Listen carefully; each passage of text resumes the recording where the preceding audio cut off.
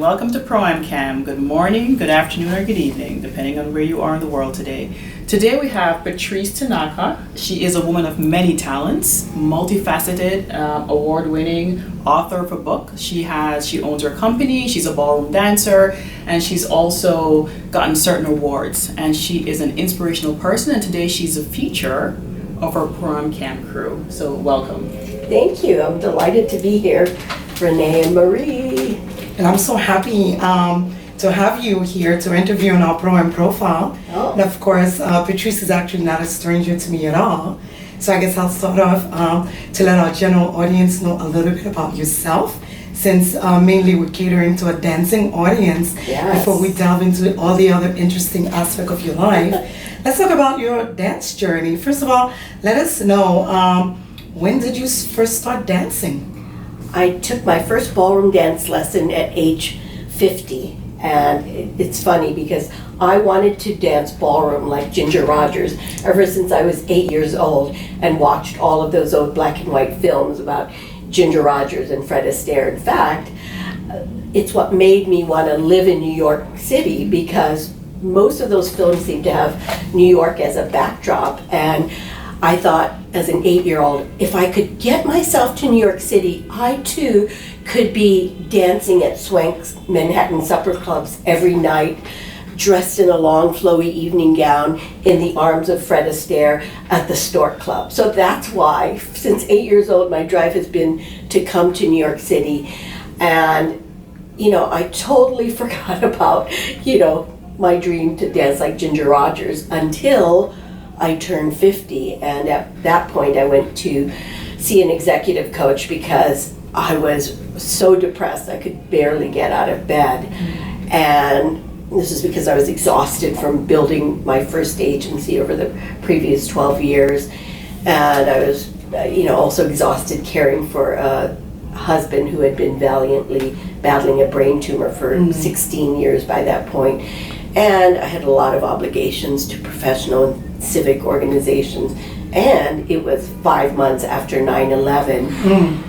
And like most New Yorkers, I was still reeling from the shock and horror of that day. So I found myself talking to an executive coach, and she assured me that she could help me to feel better, but that first I needed to rethink my purpose in life. So as soon as I shared my life purpose with my coach, she says, "So what brings you joy?" And it was like, what?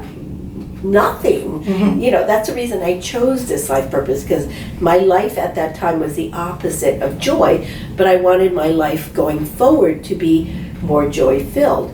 And so she says, okay, so name me one thing that has brought you joy in the past. So before I could even think, I blurted out, well, I love to dance. And I was like, where did that come from? And why is that the first thing out of my mouth? But in talking to my coach, I remembered that when I was 8 years old, my dream was to dance like Ginger Rogers. But in the intervening 42 years, I didn't take a dance lesson at all, right? So that became my homework. I had to book myself a dance lesson before the next coaching session in 2 weeks. And it started just 1 hour a week, the most awkward hour. When you first start learning, it's like, oh my God, I'm going to You can't even walk in heels, nothing like this, I'm going to step on his feet, I'm going to step on my feet, it was like horrible. But, but there was something thrilling about it because it was so foreign because you've never done it before. Yeah. And in other areas of your life, you can do things in your sleep, right? But not when you're learning something new, which is what makes it really exciting, right? And so I started showing up every week for my 1 hour a week lesson, and then I started feeling joy come kind of seeping back into my life and then flooding back into my life. Then I started taking more lessons. I think it's interesting to note that this is the anniversary of 9/11 this week, and it's yes, oh my God, yes, you're right. So it's twofold. It's a very poignant memory for most of us, but at the same time, it's a time when you started your life again. Yes, it's true. My whole life started because that coach, that executive coach, forced me to discover and articulate my life purpose. And then I decided to leave PR and marketing to start Joyful Planet, which is my consultancy now, and it's focused on helping individuals and organizations discover so they can actively live their purpose. Because I know from my own personal experience and through my business as well, if you actively live your purpose, you can unleash, more success, fulfillment, and joy than you've ever experienced in your life. And when I say live my life purpose, I'm talking about leveraging my greatest talents, my expertise, and my passion in service of other people and our planet. So it's not just about, taking ballroom dancing because I love it and it's just for me. In fact, right now I don't even compete. I spend most of my time and money supporting an organization called Dancing Classrooms, which, uses the vehicle of social dance, of ballroom dance, to unleash social and emotional learning in young children, in 4th and 5th graders and 7th and 8th graders. And we all know as ProAms, how transformative dance is. Yeah. But can you imagine for a young child, oh my God, it just